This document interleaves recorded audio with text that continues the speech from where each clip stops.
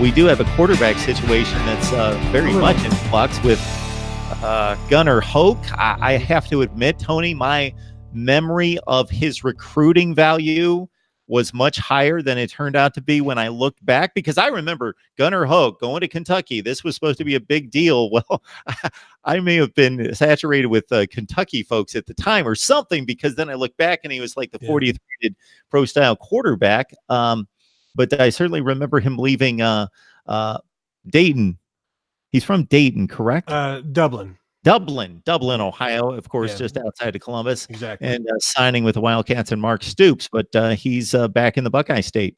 Yeah, and you mentioned having this perceived value of him back then. His value has increased once he hit the transfer portal and was really a must-get guy for Ohio State, and was probably on their radar beforehand, because he was a guy that, on my podcast, we had talked about back in the winter, maybe when Tate Martell transferred, that this is a guy that you might want to watch out for, because he is a Buckeye legacy. His dad was a Buckeye.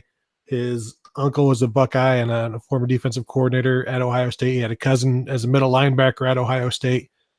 So he's a Buckeye through and through. His family still had season tickets to Ohio State, even as their son is at Kentucky. And I'm sure they went to those games as well. But so, yeah, he was a Buckeye through and through. And, he had Kentucky, Syracuse offers of that ilk. So he's played 5 games in his 3 years in Kentucky, and those all came last year. So he's not had a lot of playing time, didn't play any as a redshirt freshman, but he's going to come into a situation right now where he'll be trying to win the starting job, but more likely he'll be competing with Chris Chuganoff, who was a grad transfer last year, who showed up in August to provide some necessary depth. And, we'll find out. I mean, it's going to be an interesting battle at backup as the backup quarterback, because those guys are one snap away.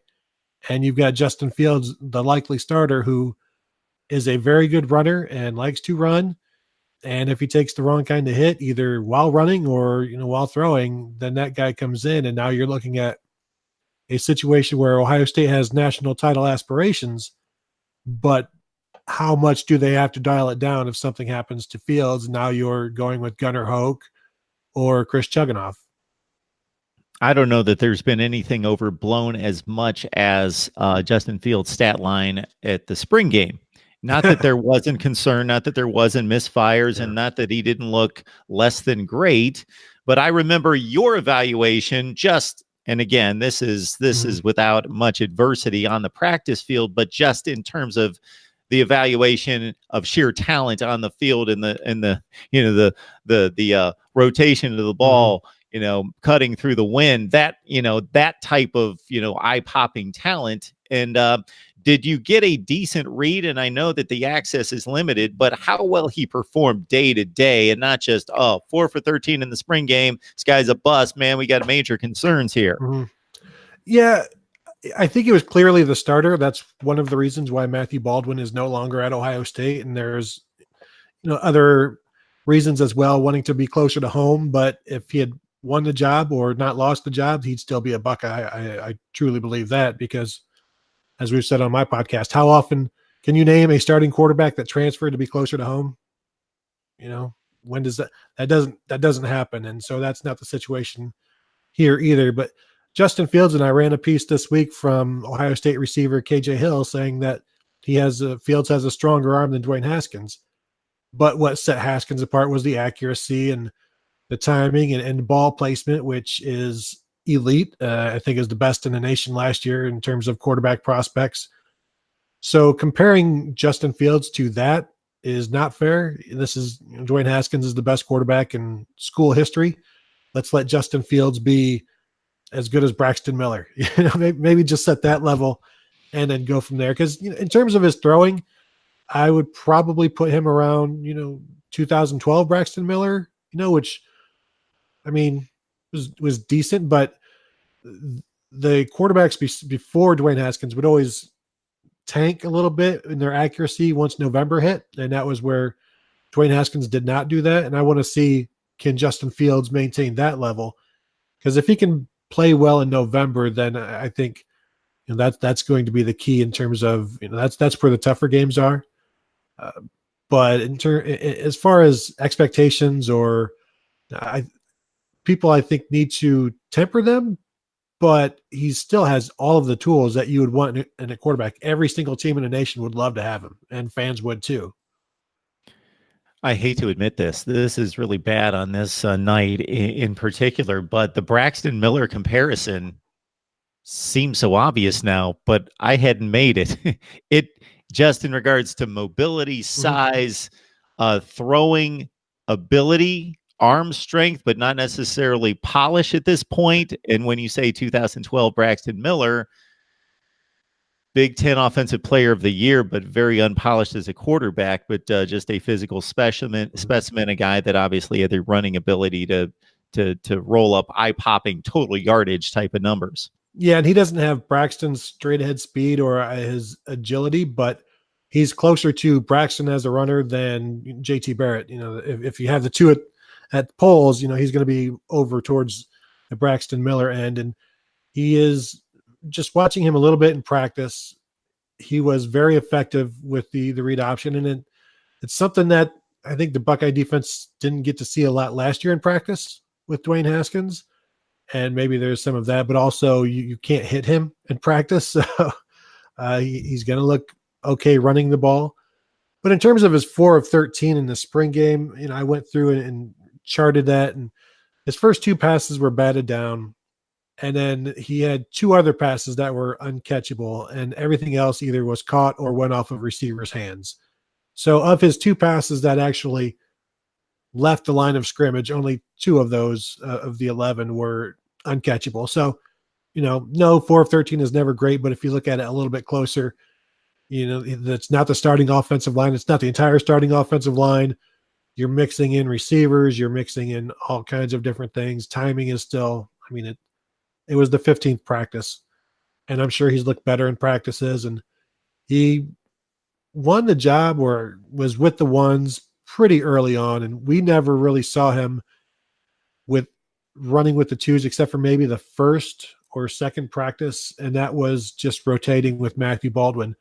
Every other time we saw him, he was with the 1s, and anytime we would talk to Ryan Day about that, he would be like, "No, that's don't read into that." But of course, 1 month later, and Matthew Baldwin is now at TCU. Yeah, 13 pass sample is yeah, exactly. Limited. It's and Dwayne Haskins wasn't good in last year's spring game either. He was good in the year before, but you can't really judge too much off of that. It's 1 of 15 practices, and it's a practice where he, like you said, he throws 11 passes compared to any other practice where he's probably throwing 60. With the wealth of talent that comes to Ohio State, I've always been thought it a bit strange in comparing the running back position and the way it's handled and has been handled under Urban Meyer compared to some other like programs, and Alabama being the classic case where they just come at you in waves of running backs. Carlos Hyde owned the position. Ezekiel Elliott owned the position. J.K. Dobbins looked like he was going to take it from Mike Weber. Then it turned into be a little bit more of a platoon, so a little bit more in that direction of giving one guy some relief and having multiple backs back there. So in regards to J.K. Dobbins versus the rest of the runners, how do you see that that ratio of running carries playing out? I think some of that depends on DeMario McCall, who's the 4th-year junior running back behind Dobbins, who is arguably one of the top 3 most dynamic players on offense, but can't stay healthy. And if he's healthy for the season, maybe he's getting 8-9 carries a game compared to JK getting 17, something like that. I know Dobbins talked all spring about wanting to return to his freshman form, and the renewed hunger and work ethic that he and running backs coach Tony Alford went through this spring to get him back.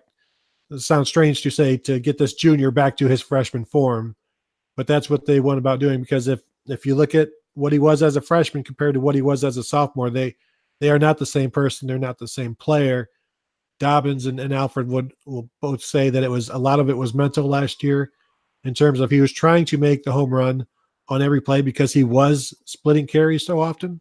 And so he knew he would get I'm going to play this series. Mike Weber is going to come in the next series. So I have to do everything I can on this series to get to the end zone. And you're trying to make stuff happen when there's nothing there.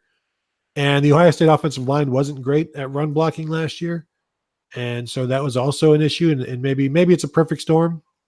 Maybe Alfred says it's mostly mental. So we'll see how things go this year with, they had an issue run blocking on the RPOs last year. And once they stopped that, things got a little bit better, but still wasn't great. And I think this year they have an interior offensive line, a brand new interior of the offensive line that is more angry, meaner, that kind of thing that you need, grittier. And I expect him to do much better. You talk about the waves, and it's interesting because Urban Meyer never had a 1,000-yard rusher at quarterback or at running back until he came to Ohio State.